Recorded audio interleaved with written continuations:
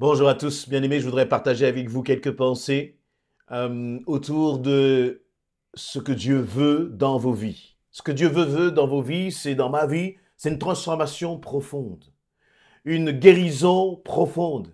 Laissez-moi vous dire que Dieu est capable de cela. Il est capable de guérir. Il est capable de transformer. Je ne parle pas là de la guérison physique seulement, mais vraiment de la guérison des cœurs. Et je suis encore interpellé, j'étais là dans notre réunion comment dire, dans notre culte et je suis encore interpellé de la façon dont Jésus-Christ, donc le Saint-Esprit, touche les cœurs en profondeur. Et je voudrais que cela puisse bénéficier au plus grand nombre. Et justement, il va y avoir dans la Bible, il nous est raconté cette rencontre entre Jésus et cette femme samaritaine. C'est dans Jean chapitre 4. Il nous dit que, vous voyez, il y a toute une discussion qui va commencer à démarrer entre Jésus et cette femme. C'est un passage sur lequel j'ai déjà partagé à plusieurs reprises, mais je me sens comme poussé encore par le Saint-Esprit pour insister encore. Cette femme, c'était une femme samaritaine, donc les Samaritains étaient rejetés des Juifs. Il y avait comme inimitié, vous voyez, entre ces deux peuples. Cette femme, en plus, non seulement elle était samaritaine, mais entre guillemets, elle était une femme qui était venue puiser de l'eau à midi, et on sait bien que c'est pas la meilleure heure, vous voyez, sous le soleil pour aller puiser de l'eau, donc très certainement qu'elle devait être rejetée même par les gens de son entourage, les personnes de son voisinage. Et puis dans cette discussion qu'elle va avoir avec Jésus, Jésus va même lui dire, mais je sais que l'homme que tu as actuellement, l'homme avec qui tu vis actuellement n'est pas ton mari et tu as déjà eu 5 maris. 5 maris. Donc cette femme, très certainement qu'elle avait une vie dissolue. Une vie pour laquelle, eh bien, très certainement, elle était pointée du doigt. Une vie pour laquelle elle avait eu des blessures, certainement des blessures dans sa vie amoureuse. 5 maris. Je ne pense pas que ces 5 maris sont morts de façon naturelle, mais très certainement qu'il y a eu des séparations. Il y a eu peut-être des divorces à une époque où la femme était répudiée comme un rien. Et donc Jésus s'approche là d'une femme qui est blessée. Mais cette femme ne va pas venir vers Jésus en disant « je suis blessée ». Jésus, dans sa sensibilité, dans la sensibilité du Saint-Esprit, il voit que cette femme a besoin d'une chose. Et dans le Jean chapitre 4, je vous lis cela, Jésus s'approche de cette femme, il y a une discussion qui commence.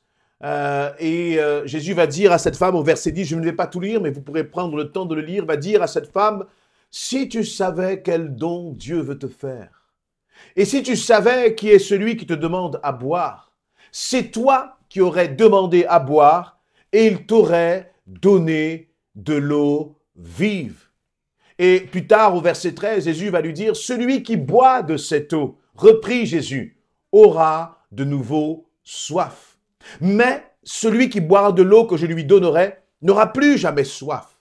Bien plus, l'eau que je lui donnerai deviendra en lui une source intarissable jusque dans la vie éternelle. Jésus dit à cette femme, femme, si tu savais à qui tu parles, si tu savais qui est la personne qui est en face de toi, si tu savais, si tu connaissais ma puissance, si tu connaissais mon amour, ça c'est moi qui le rajoute, mais c'est comme si Jésus disait, vous voyez, Jésus est en train de parler physiquement à cette femme voit un homme comme elle-même, un homme de chair, elle ne réalise pas qui est celui qui est en face d'elle. Comme bien trop souvent nous parlons à Jésus, sans réaliser qui est Jésus. Et Jésus veut que tu réalises qui il est, parce que si tu réalises qui il est, alors tu vas réaliser pleinement ce qu'il peut faire dans ta vie. Tu vas réaliser combien il est capable de transformer, de changer ta vie. Si tu réalises qui est Jésus, si tu réalises ce qu'il est capable de faire, alors tu vas réaliser combien il est capable de te donner la paix dans les circonstances et dans les tempêtes que tu es en train de traverser. Alors tu vas réaliser qu'il est capable de penser tes blessures intérieures. Combien, je disais, combien de blessures cette femme avait dû subir dans toute sa vie. 5 maris, vous vous rendez compte? Déjà, on voit beaucoup de couples dans lesquels la vie au quotidien est difficile. On voit beaucoup de femmes qui sont brisées, qui sont maltraitées intérieurement et parfois même physiquement. On voit des hommes aussi qui sont blessés dans leurs relations de couple. On voit aussi des jeunes qui se sont engagés dans des relations qui ne sont pas à la gloire de Dieu, mais qui quand même ont laissé des traces. On voit des jeunes pour lesquels ils sont blessés à l'intérieur. On voit des hommes, des femmes qui ont été blessés dans leur enfance. Et voyez, toutes ces personnes blessées, comme moi aussi un jour j'ai été blessé, eh bien, nous sommes tous à l'image de cette femme samaritaine. Une femme détruite. Une femme qui est là seule auprès du puits. Et Jésus, eh bien, sous la direction du Saint-Esprit, sait exactement ce qu'il y a dans le cœur de cette femme. Et Jésus sait exactement ce qu'il y a au fond de ton cœur. Il sait exactement ce que tu es en train de traverser. Et Jésus va commencer à discuter avec cette femme. Et il va lui dire, premièrement, cette chose extraordinaire. Il va lui dire, si tu savais quel don Dieu veut te faire. Ah, ça c'est le verset 10. Arrêtons-nous quelques instants sur ce verset 10. Et est-ce que tu peux t'approprier cette parole? Est-ce que tu peux te dire là quelques instants, si je savais quel don extraordinaire Dieu veut me faire? Dieu veut te faire un don. Ce qui est intéressant, c'est que cette femme n'a pas demandé à être bénie. Elle n'a pas demandé à ce que sa vie soit changée et transformée. Elle n'a pas demandé, oh, Jésus, viens et pense mes blessures, mais c'est Jésus qui lui a dit, si tu savais le don que Dieu a pour toi, si tu savais la bénédiction que Dieu veut t'accorder, si tu savais la guérison que Dieu veut accorder à ton cœur sur ta vie, si tu savais à quel point Dieu veut effacer ton passé pour te faire entrer dans un avenir, si tu savais à quel point Jésus-Christ veut te rendre libre, réalise-le. Mais parce que tu ne le réalises pas, eh bien tu es en train de passer à côté de ta bénédiction. C'est en sorte ce que Jésus veut dire à cette femme. Et je crois que c'est en quelque sorte ce que Jésus veut aussi te dire. Réalise qui est Dieu. Il est Dieu de l'impossible. Il est Dieu qui guérit. Il est Dieu qui t'aime. Il est le Dieu qui prend soin de toi. Il est le Dieu qui connaît tout de toi. Les paroles, même les douleurs et les souffrances que tu n'arrives pas à exprimer, Dieu les connaît. Et tu dois être rassuré sur une chose, c'est que Dieu veut te faire un don, un cadeau merveilleux. D'ailleurs, ce cadeau, il l'a déjà fait, il s'appelle Jésus-Christ. Et lorsque l'on reçoit Jésus-Christ dans sa vie, on reçoit aussi la guérison. Parfois, nous ne sommes pas tout le temps conscients, parce que nous sommes encore dans la résistance. Parce que parfois nous avons du mal à pardonner, nous avons du mal à abandonner, nous avons du mal à obéir au Seigneur. Et parce que nous avons du mal à faire toutes ces choses, eh bien le don que Dieu veut nous faire, nous ne pouvons pas en jouir pleinement.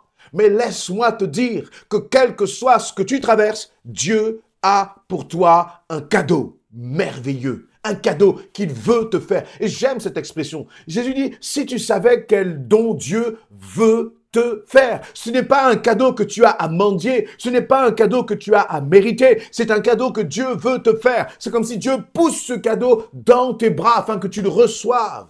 Que ton cœur soit guéri.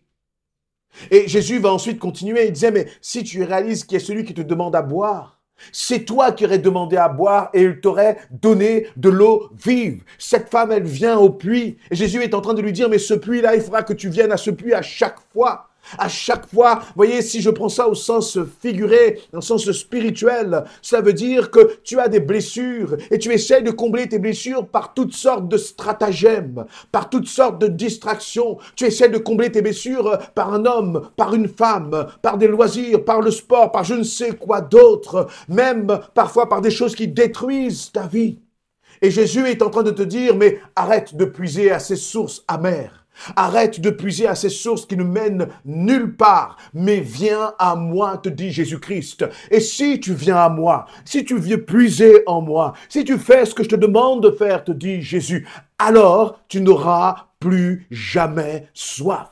Et au contraire même, ta vie deviendra une source d'eau vive. Toi qui te sens si sec, toi qui te sens si brisé de l'intérieur, Jésus va te, restaurer à tel point que tu vas devenir une source d'eau vive pour les autres. Tu deviendras une source de joie, tu deviendras une source de paix, tu deviendras une source d'encouragement. À travers ton témoignage, tu raconteras les merveilles de l'Éternel, tu raconteras les bienfaits de l'Éternel, tu raconteras ce que Jésus a fait dans ta vie et à travers cela, tu deviendras une source d'eau vive. Vous savez, si vous lisez cette histoire de cette femme samaritaine, celle qui était rejetée, celle qui était brisée, celle qui était dans la solitude là, face à ce puits, lorsqu'elle a entendu Jésus parler, lorsqu'elle a reconnu Jésus-Christ comme Fils de Dieu, vous savez ce qui s'est passé? Elle est repartie dans son village en courant. Je suis convaincu qu'elle est repartie sans les seaux. Elle avait dû très certainement tout oublier, mais en racontant que sa rencontre avec Jésus-Christ. Et du fait qu'elle était racontée sa rencontre avec Jésus-Christ, tous les gens de son village sont revenus, ils ont été voir Jésus, ils ont été touchés dans cette ville de Samarie. Tu es venu en pleurant, mais laisse-moi te dire que si tu donnes ta vie à Jésus-Christ, si tu fais confiance à Jésus-Christ, si tu obéis à Jésus-Christ, si tu fais ce qu'il te dit de faire, alors toi aussi, tu repartiras joyeux, joyeuse, avec cette source d'eau vive qui jaillira de ton cœur. Amen. Que décides-tu de faire maintenant? Décides-tu de dire, Seigneur Jésus, je veux t'obéir. Seigneur Jésus, je veux te faire confiance. Seigneur Jésus, je veux réaliser réellement qui tu es. Et cesser de me lamenter. Cesser de pleurer comme si j'étais orphelin, orpheline. Cesser de murmurer comme si tu ne prenais pas soin de moi. Seigneur Jésus, à ce puits-là, à ce puits de la restauration, je veux venir. Tu es mon puits, Seigneur. Et c'est vers toi que je veux aller. Je veux abandonner toutes ces voies qui, Seigneur, ne te glorifient pas. Je veux abandonner toutes ces solutions qui finalement me détruisent et me détruiront, qui demain m'apporteront de l'amertume, de la tristesse, de la colère. Et je veux te choisir, toi, Jésus-Christ, et faire ce que toi, tu voudras. Laisse-moi te dire que si tu fais le choix de Jésus-Christ maintenant, si tu décides de marcher selon sa volonté, alors tu peux t'assurer que ta vie est transformée, que ton avenir est transformé. Non pas qu'il n'y aura pas de souffrance, non pas qu'il n'y aura pas de combat, parce que tant que nous serons sur cette terre, c'est notre réalité, mais devant chaque combat, devant chaque souffrance, tu trouveras un ami fidèle qui t'aidera, qui te réconfortera, qui te fortifiera et qui te donnera la victoire. Et il s'appelle Jésus-Christ.